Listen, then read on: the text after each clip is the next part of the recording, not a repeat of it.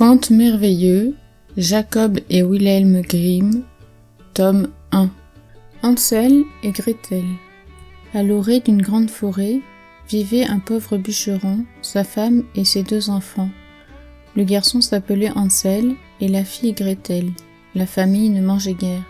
Une année que la famine régnait dans le pays et que le pain lui-même vint à manquer, le bûcheron ruminait des idées noires, une nuit dans son lit, et remâchait ses soucis.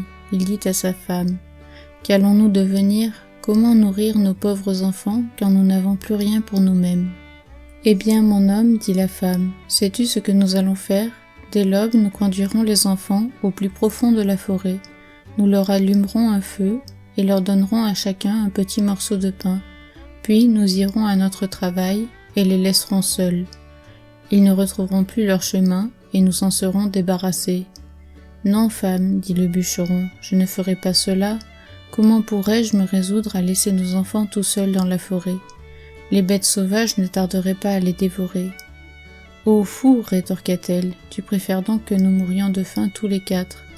Alors, il ne te reste qu'à raboter les planches de nos cercueils. » Elle n'eut de cesse qu'il n'accepta ce qu'elle proposait. « Mais j'ai quand même pitié de ces pauvres enfants, dit le bûcheron. » Les 2 petits n'avaient pas pu s'endormir tant ils avaient faim. Ils avaient entendu ce que la marâtre disait à leur père.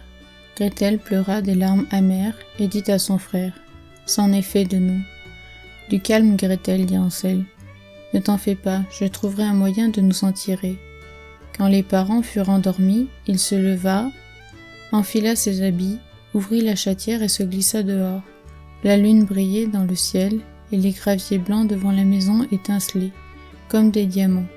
Hansel se pencha et en mit dans ses poches autant qu'il put. Puis il rentra dans la maison et dit à Gretel : « Aie confiance, chère petite sœur, et dors tranquille, Dieu ne nous abandonnera pas. » Et lui-même se recoucha.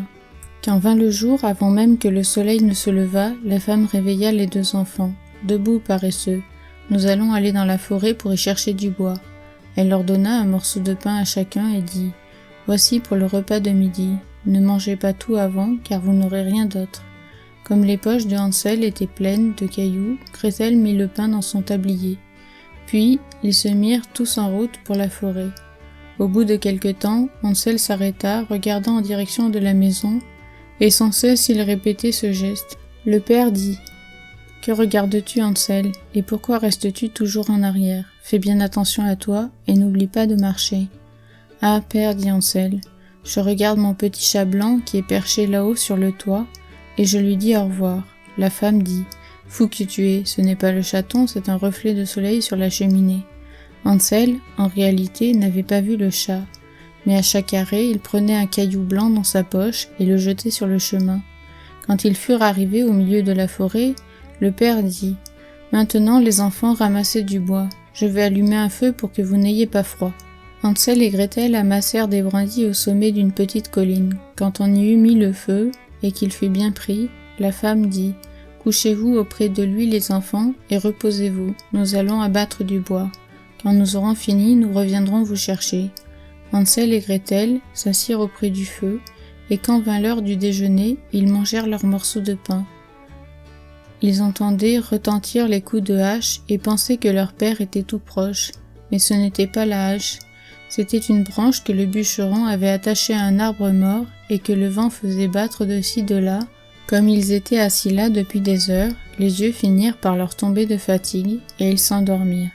Quand ils se réveillèrent, il faisait nuit noire. Gretel se mit à pleurer et dit : « Comment ferons-nous pour sortir de la forêt ?» Hansel la consola. « Attends encore un peu, dit-il, jusqu'à ce que la lune soit levée. Alors nous retrouverons notre chemin. » Quand la pleine lune brilla dans le ciel, il prit sa sœur par la main et suivit les petits cailloux blancs. Ils étincelaient comme des écus frais battus et indiquaient le chemin. Les enfants marchèrent toute la nuit, et quand le jour se leva, ils atteignirent la maison paternelle. Ils frappèrent à la porte. Lorsque la femme eut ouvert, et quand elle vit que c'était Hansel et Gretel, elle dit : « Méchants enfants, pourquoi avez-vous dormi si longtemps dans la forêt ? Nous pensions que vous ne reviendriez jamais. » Leur père, lui, se réjouit, car il avait le cœur lourd de les avoir laissés seuls dans la forêt. Peu de temps après, la misère régna de plus belle, et les enfants entendirent ce que la marâtre disait pendant la nuit à son mari. Il ne nous reste plus rien à manger, une demi-miche seulement, et après finit la chanson. Il faut nous débarrasser des enfants. Nous les conduirons encore plus profond dans la forêt pour qu'ils ne puissent plus retrouver leur chemin. Il n'y a rien d'autre à faire. Le père avait bien du chagrin. Il songeait. Il vaudrait mieux partager la dernière bouchée avec les enfants. Mais la femme ne voulut n'en entendre. Elle le gourmanda et lui fit 1000 reproches. Qui a dit A doit dire B. Comme il avait accepté une première fois, il dut consentir de rechef. Les enfants n'étaient pas encore endormis. Ils avaient tout entendu. Quand les parents furent plongés dans le sommeil, Hansel se leva avec l'intention d'aller ramasser des cailloux comme la fois précédente. Mais la marâtre avait verrouillé la porte et le garçon ne put sortir. Il consola cependant sa petite sœur. « Ne pleure pas, Gretel, dors tranquille, le bon Dieu nous aidera. » Tout le matin, la marâtre fit lever les enfants. Elle leur donna un morceau de pain, plus petit encore que l'autre fois. Sur la route de la forêt, Hansel les mietta dans sa poche. Il s'arrêtait souvent pour en jeter un peu sur le sol. « Hansel, qu'as-tu à t'arrêter et à regarder autour de toi ?» dit le père. « Va ton chemin. »« Je regarde ma petite colombe sur le toit pour lui dire au revoir, » répondit Hansel. « Fou, dit la femme, ce n'est pas la colombe, c'est le soleil qui se joue sur la cheminée. » Hansel cependant continua à semer des miettes de pain le long du chemin. La marâtre conduisit les enfants au fin fond de la forêt, plus loin qu'ils n'étaient jamais allés. On y refit un grand feu, et la femme dit « Restez là les enfants, quand vous serez fatigués, vous pourrez dormir un peu. Nous allons couper du bois, et ce soir, quand nous aurons fini, nous viendrons vous chercher. » À midi, Gretel partagea son pain avec Hansel qui avait éparpillé le sien le long du chemin. Puis ils dormirent, et la soirée passa sans que personne ne revint auprès d'eux. Ils s'éveillèrent au milieu de la nuit, et Hansel consola sa petite sœur, disant « Attends que la lune se lève, Gretel, nous verrons les miettes de pain que j'ai jetées, et elles nous montreront le chemin de la maison. » Quand la lune se leva, ils se mirent en route, mais de miettes point. Les 1000 oiseaux des champs et des bois les avaient mangés. Les 2 enfants marchèrent toute la nuit, et le jour suivant, sans trouver à sortir de la forêt. Ils mouraient de faim, n'ayant à se mettre sous les dents que quelques baies sauvages. Ils étaient si fatigués que leurs jambes ne voulaient plus les porter. Ils se couchèrent au pied d'un arbre et s'endormirent. 3 jours s'étaient déjà passés depuis qu'ils avaient quitté la maison paternelle. Ils continuaient à marcher, s'enfonçant toujours plus avant dans la forêt. Si personne n'allait venir à leur aide, ils ne tarderaient pas à mourir. À midi, ils virent un joli oiseau sur une branche, blanc comme la neige. Il chantait si bien que les enfants s'arrêtèrent pour l'écouter. Quand il eut fini, il déploya ses ailes et vola devant eux. Ils le suivirent jusqu'à une petite maison sur le toit de laquelle le bel oiseau blanc se percha. Quand ils s'en furent approchés tout près, ils virent qu'elle était faite de pain et recouverte de gâteaux. Les fenêtres étaient en sucre. « Nous allons nous mettre au travail, dit Hansel, et faire un repas béni de Dieu. Je mangerai un morceau du toit, ça a l'air d'être bon. » Hansel grimpa sur le toit et en arracha un petit morceau pour goûter. Gretel se mit à lécher les carreaux. On entendit alors une voix suave qui venait de la chambre. « Langue, langue lèche, qui donc ma maison lèche ?» Les enfants répondirent « C'est le vent, ce céleste enfant. » Et ils continuèrent à manger, sans se laisser détourner de leurs tâches. Hansel, qui trouvait le toit fort bon, en fit tomber un gros morceau par terre, et Gretel découpa une vitre entière, s'assit sur le sol et se mit à manger. La porte tout à coup s'ouvrit, et une femme, vieille comme les pierres, s'appuyant sur une canne, sortit de la maison.